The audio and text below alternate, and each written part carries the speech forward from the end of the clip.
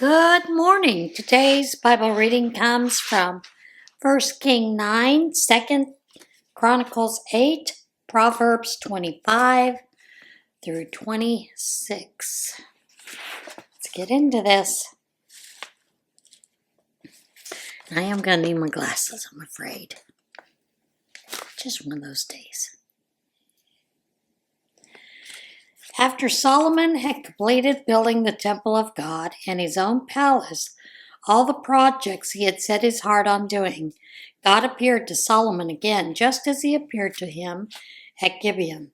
And God said to him, I've listened to and received all your prayers, your ever so passionate prayers. I've sanctified this temple that you have built. My name is stamped on it forever. My eyes are on it and my heart in it always. As for you, if you live in my presence as your father David did, pure in heart and action, living the life I've set out for you, attentively obedient to my guidance and judgments, then I'll back your kingly rule over Israel. Make it a sure thing on a solid foundation. The same guarantee I gave David your father I'm giving you. You can count on always having a descendant on Israel's throne. But if you or your sons betray me, ignoring my guidance and judgments, taking up with alien gods by serving and worshiping them, then the guarantee is off. I'll wipe Israel right off the map and repudiate this temple I've just sanctified to honor my name. And Israel will become nothing but a bad joke among the peoples of the world, and this temple, splendid as it now is, will become an object of contempt. Visitors will shake their heads, saying, Whatever happened here? What's the story behind these ruins? Then they'll be told, the people who used to live here betrayed their God, the very God who rescued their ancestors from Egypt. They took up with alien gods, worshiping and serving them. That's what is behind this God-visited devastation. At the end of 20 years, having built the two buildings, the temple of God and his personal palace, Solomon rewarded Hiram, king of Tyre, with a gift of 20 villages in the district of Galilee. Hiram had provided him with all the cedar and cypress and gold that he had wanted. But when Hiram left Tyre to look over the villages that Solomon had given him, he didn't like what he saw. He said, What kind of reward is this, my friend? 20 backwoods hick towns. People still refer to them that way. This is all Hiram got from Solomon in exchange for 4.5 tons of gold. This is the work record of the labor force that King Solomon raised to build the temple of God, his palace and the defense complex, the Millo, and the Jerusalem wall and the fortified cities of Hazor, Megiddo, and Gezer. Pharaoh, king of Egypt, had come up and captured Gezer, torched it, and killed all the Canaanites who lived there. He gave it as a wedding present to his daughter, Solomon's wife, so Solomon rebuilt Gezer. He also built Lower Beth Horon, Baalah, and Tamar in the desert, backcountry storehouse villages, and villages for chariots and horses. Solomon built widely and extravagantly in Jerusalem, in Lebanon, and wherever he fancied. The remnants from the original inhabitants of the land, Amorites, Hittites, Perizzites, Hivites, and Jebusites, all non-Israelites, survivors of the holy wars, were rounded up by Solomon for his gangs of slave labor, a policy still in effect. But true Israelites were not treated this way. They were used in his army and administration, government leaders and commanders of his chariots and charioteers. They were also the project managers responsible for Solomon's building operations, 550 of them in charge of the workforce. It was after Pharaoh's daughter ceremonially ascended from the city of David and took up residence in the house built especially for her, that Solomon built the defense complex, the Millo. 3 times a year, Solomon worshipped at the altar of God, sacrificing whole burnt offerings and peace offerings, and burning incense in the presence of God. Everything that had to do with the temple he did generously and well. He didn't skimp. And ships. King Solomon also built ships at Ezion-Geber, located near Elath in Edom on the Red Sea. Hiram sent seaworthy sailors to assist Solomon's men with the fleet. They embarked for Ophir, brought back 16 tons of gold, and presented it to Solomon.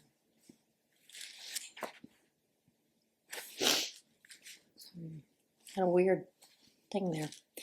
At the end of 20 years, Solomon had quite a list of accomplishments. He had built the temple of God and his own palace, rebuilt the cities that Hiram had given him, and colonized them with Israelites, marched on Hamath-Zobah and took it, fortified Tadmor in the desert, and all the store cities he had founded in Hamath, built the fortress cities Upper Beth Horon and Lower Beth Horon, complete with walls, gates, and bars, built Baloth and store cities, built chariot cities for his horses.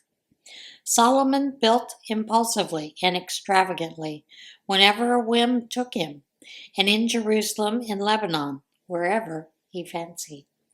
The remnants from the original inhabitants of the land, Hittites, Amorites, Perizzites, Hivites, and Jebusites, all non-Israelites, survivors of the holy wars, were rounded up by Solomon for his gangs of slave labor. The policy is in effect today, but Jew Israelites were not treated this way. They were used in his army and administration, government leaders and commanders of his chariots and charioteers. They were also the project managers responsible for Solomon's building operations. 250 in all in charge of the workforce. Solomon brought Pharaoh's daughter from the city of David to a house built especially for her, because, he said, my house cannot live in the house of David of Israel, for the areas in which the chest of God has entered are sacred.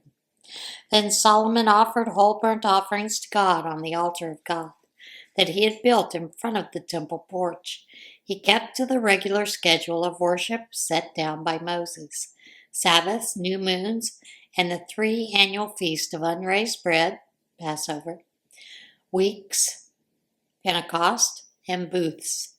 He followed the practice of his father David in setting up groups of priests, carrying out the work of worship with the Levites assigned to lead the sacred music for praising God and to assist the priests in the daily worship.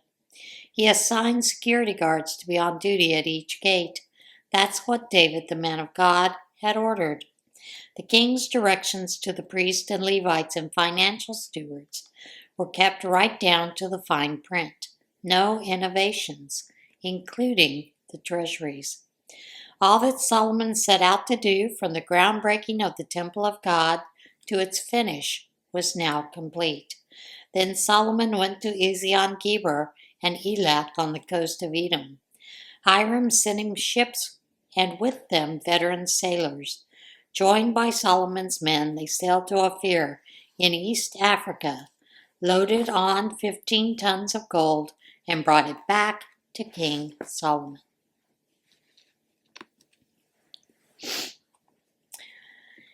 And Proverbs 25:26, further wise sayings of Solomon.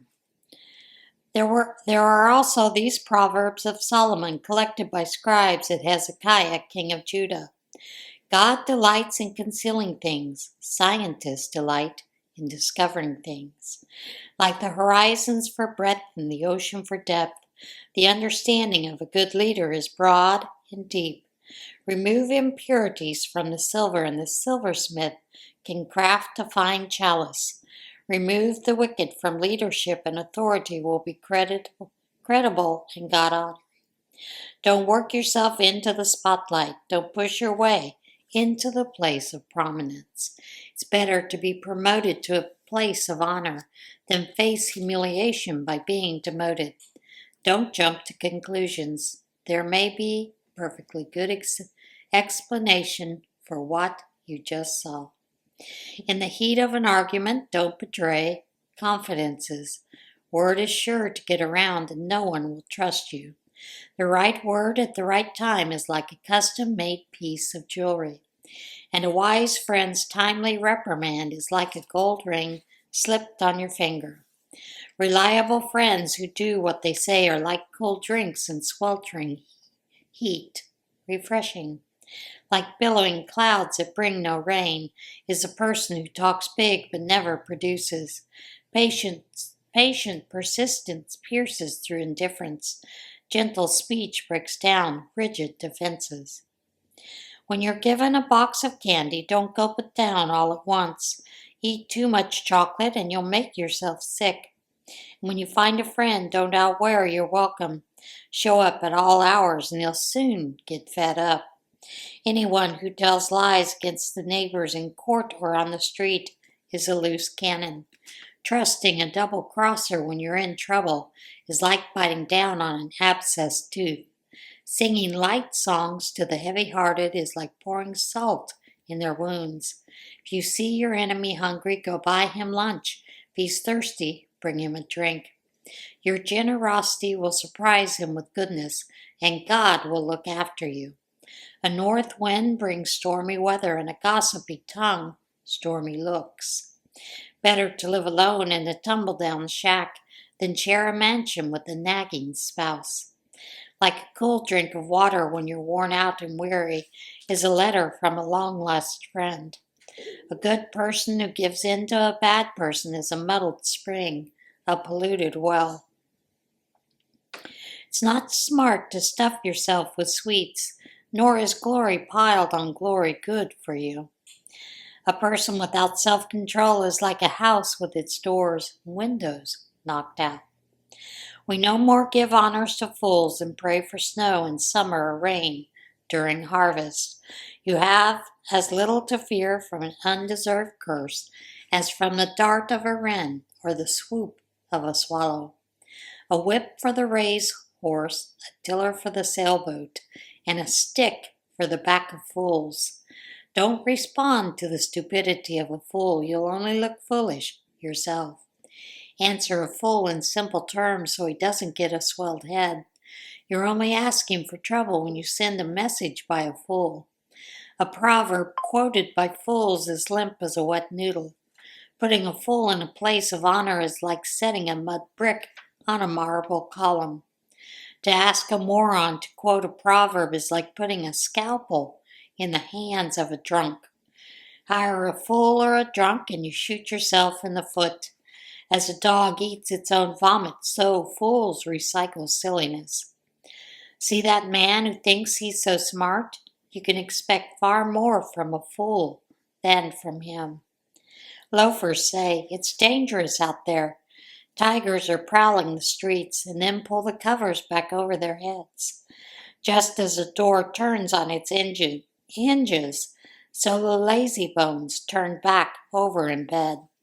A shiftless sluggard puts his fork in the pie, but is too lazy to lift it to his mouth. Dreamers fantasize their self-importance. They think they are smarter than a whole college faculty. You grab a mad dog by the ears when you butt into a quarrel that's none of your business. People who shrug off deliberate deception saying, I didn't mean it, I was only joking, are worse than careless campers who walk away from smoldering campfires. When you run out of wood, the fire goes out. When the gossip ends, the quarrel dies down. A quarrelsome person in a dispute is like kerosene thrown on a fire. Listening to gossip is like eating cheap candy. Do you want junk like that in your belly? Smooth talk from an evil heart is like glaze on cracked pottery. Your enemy shakes hands and greets you like an old friend, all the while plotting against you. When he speaks warmly to you, don't believe him for a minute. He's just waiting for the chance to rip you off. No matter how shrewdly he conceals his malice, eventually his evil will be exposed in public. Malice backfires, spite boomerangs. Liars hate their victims, flatterers sabotage trust. And that is it for today's Bible reading. As always, get in touch with God today, and I will see you again tomorrow. Bye.